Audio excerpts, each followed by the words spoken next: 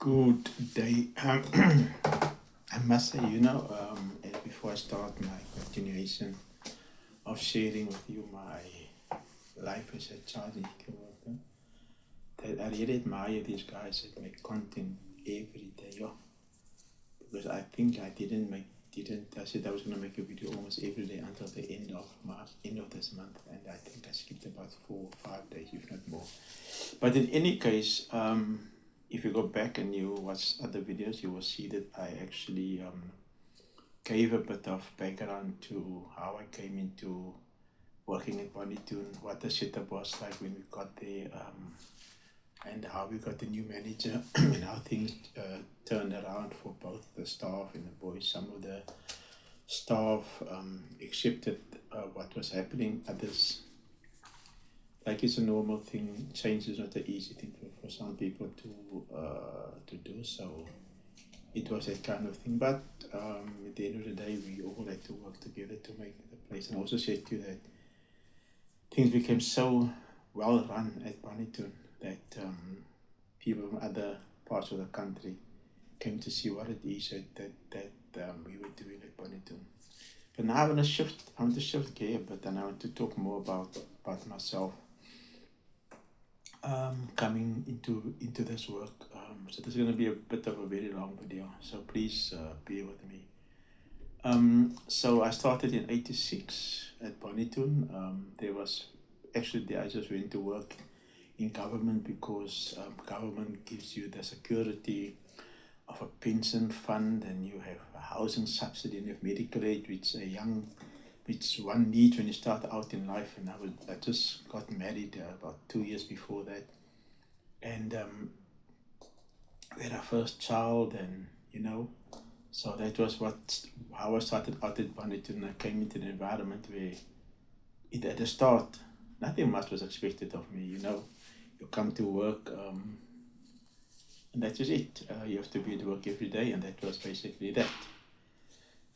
But then the whole thing started where we now had to become trained in training. We had to undergo training, and I remember that the first time I went for training was at St. Michael's in Plumstead, and we all know it's just St. Michael's in Plumstead. And the trainer that day was a lady called Mary Slingers. I hope one of you, she's still alive. Mary Slingers was a trainer. And the training was, if I can recall now, was around child development. Child development.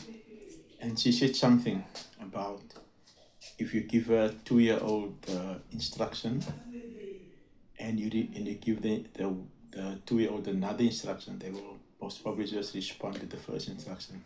And so my daughter was 2 at a time, so I went home and I thought, let me try this and see if it's really working. So I went home and I tried this, and it was just like that. Because I gave her 2 instructions, and then she only remembered the one, which to me was, and then I was hooked on, that hooked me on training. And so then I completed my my BQCC, basic qualification in childcare. That time it wasn't on NQF level 4, any NQF, we were just trained, completed that, got involved in the NSCCW. Was always looking for how to do things better, made sure that I don't miss any regional meetings, any forum meetings. Was heavily involved because of our manager at the time, who really was also involved in NSCCW. He was a chairperson for about 12 years.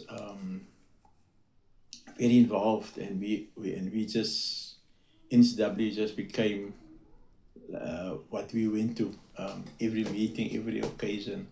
We will go to it. I think when he was there, I didn't go to conferences. I can't recall that. Yeah,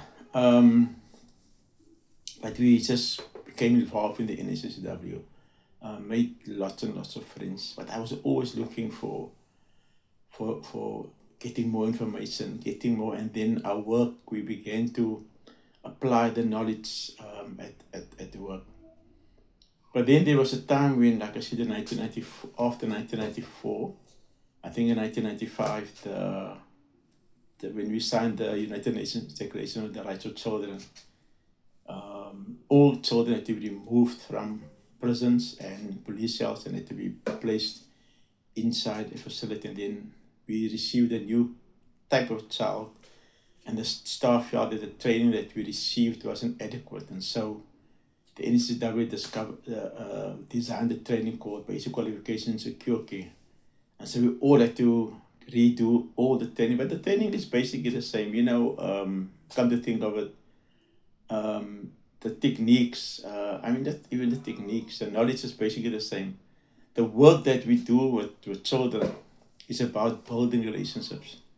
And it doesn't matter what child it is, whether he's in a secure care facility, whether he's in a children's home, whether he's in wherever the child is.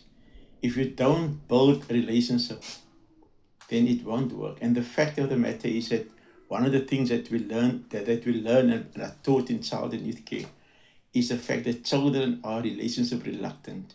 And they're relationship reluctant because the people that disappointed them in their lives were adults. So they don't have a level of trust in adults. So I've always found it fascinating when child youth care workers tell children, you can trust me. The child has got no reference for you to trust you as a child youth care worker. No reference. Because all the adults in that child's life disappointed that child. So that child is not going to trust you.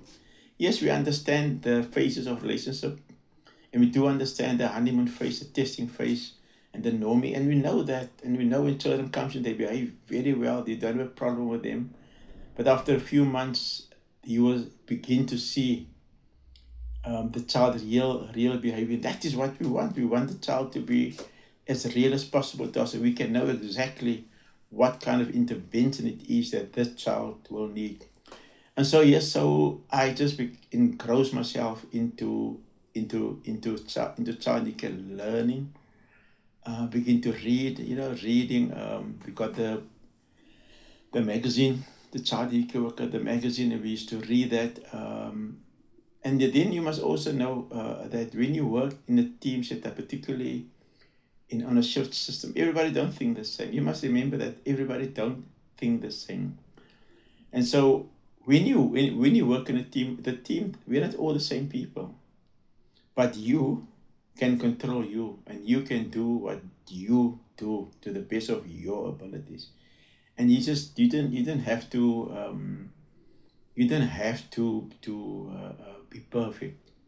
Because if we are developmental, then I think mistakes is opportunities to learn. Similar to what we tell children, that mistakes are opportunities to learn. This is what we have to do with ourselves as well. And if the management team, as long as nobody dies, or some human rights are not being violated, then it's okay. Then we can experiment, do according to what the teachings tells us to do. But we sometimes, as we work, we sometimes forget what it is that our child and youth care training has taught us, and we just then do the things that we feel comfortable with without implementing what we have been taught. So it's a mind shift that you really have to undergo. And I know in my life also, I had to make a decision. Do I continue to be just like the way I was when I started in 1986? Or do I now show a different way, a more effective and efficient way in working with the young children? And I chose the latter. I chose to implement what I've learned. And it's tough. It's tough. But one of the things that you need to have is patience, perseverance, and consistency. You see, if you are consistent, children already know that there are things that you agree on, things you don't agree on. Similar with their own children also. But if you are inconsistent, you're creating doubt and uncertainty in children. It's unbelievable to believe this. But somebody told me, and I don't know where I read it, but also children love discipline. Children love boundaries. They absolutely love and adore it, because then they know where the boundaries are to put. But if you change it all the time, you create uncertainty in children. So that's just the first part of what I want to do. And then I want to just go into more of my training, more of my studies. And just to encourage you that, you know what, child care is an exciting work, an exciting field to be a part of. So don't ever give up, but continue doing what you are doing. And I'm just telling you, you will see the fruits of your labor. If not now, later on in life. But be blessed. Have a lovely day further. Bye.